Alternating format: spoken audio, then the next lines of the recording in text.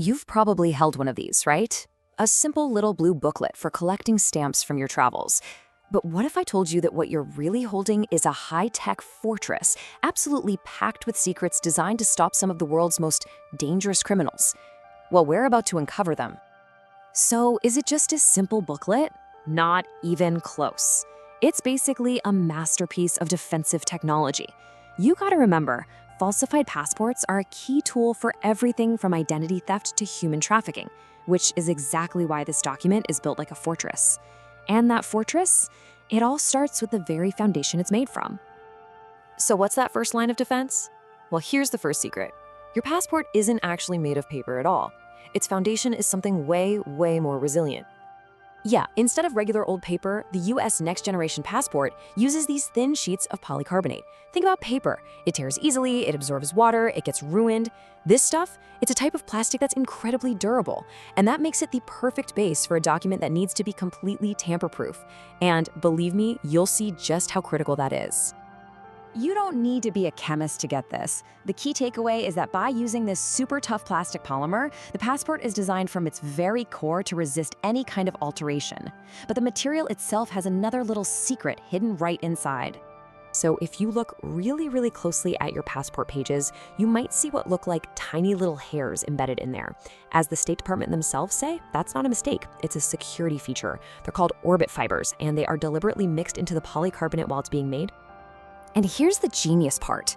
Because these fibers are scattered completely at random, the pattern on every single passport page is totally unique. We're talking one of a kind. It's like a fingerprint for the document itself, which makes it an absolute nightmare for counterfeiters to replicate. So, we've got a unique material. Now let's see how it's all put together. Okay, so these unique polycarbonate sheets are our raw ingredients. Now, they have to be forged into an actual passport booklet, and that happens through this really intense process of heat and pressure. The whole process kicks off with thermoforming, where these sheets are blasted with heat up to 500 degrees. Then multiple layers are laminated, sealing critical security features like holograms right inside. But the most important part is that final fusion. The layers literally become one solid piece. Any attempt to peel them apart will physically destroy the passport, leaving behind glaring, obvious evidence of tampering. All right, so the material is secure and the construction is basically tamper-proof. The next line of defense? It's the ink itself. And let me tell you, this ink has a few tricks up its sleeve. Some of the ink on your passport is designed to actually shift colors as you tilt it in the light. That's a really easy, visible check for a border agent. But then you get to the invisible security.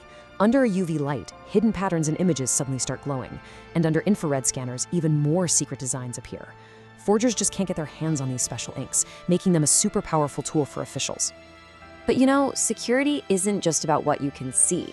It's also about what you can feel. A technique called intaglio printing is used. It's the same method they use for US money.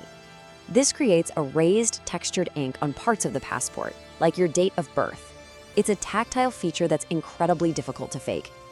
Okay, now let's zoom in. If you look closely, hidden in some of the background designs are these tiny lines of micro-printed text. These words are so small, you'd need a magnifying glass just to see them. Most counterfeit operations simply don't have machinery with the kind of precision needed to duplicate this level of fine detail. And if you thought that was small, we have to zoom in even further. The passport also has nano-printing. We are talking about letters that are smaller than a single one of your own body's cells. This is it's virtually impossible to counterfeit. You need a microscope just to read it, making it one of the most powerful anti-fraud features out there. So we have secure materials, tamper-proof construction, and layers of unforgeable ink. But we're living in a digital world, right? Of course, the passport also has a digital brain. It's time to meet the chip. Embedded right inside the second page is a radio frequency identification chip, or an RFID chip. It's tiny, but it is incredibly tough. Now, it only holds about 64 kilobytes of data, which is nothing compared to your phone, but it's not about how much data it holds, it's about what that data does. And speaking of tough, just look at that temperature survival. Let's just focus on that one number for a second. 600 degrees Fahrenheit. That is wild. Remember that high heat lamination process we talked about? This chip goes through all that fire and comes out working perfectly. It's more than just durable, it's practically indestructible. And here is a really crucial point that a lot of people get wrong. The chip itself doesn't contain all your sensitive personal information. That would be risky. Instead, what it holds is a unique digital key. So when a customs official scans your passport, that key securely accesses your file in the State Department's database. Think of it like a pointer, not a hard drive. Okay, so with all this incredible physical and digital security, what could possibly be next? Well, the future of your identity might not be a document at all. It might just be you. And this isn't some far-off science fiction, it's already happening. For years, countries like Japan and the EU have been using fingerprints. Today, at airports like Dubai's, you can just walk through customs by having your face and eyes scanned. Even right here in the US, biometric scanning is already in use at major ports of entry. So it really leaves us with a fascinating question, doesn't it? We've spent over a century perfecting this physical document, turning it into this absolute technological marvel.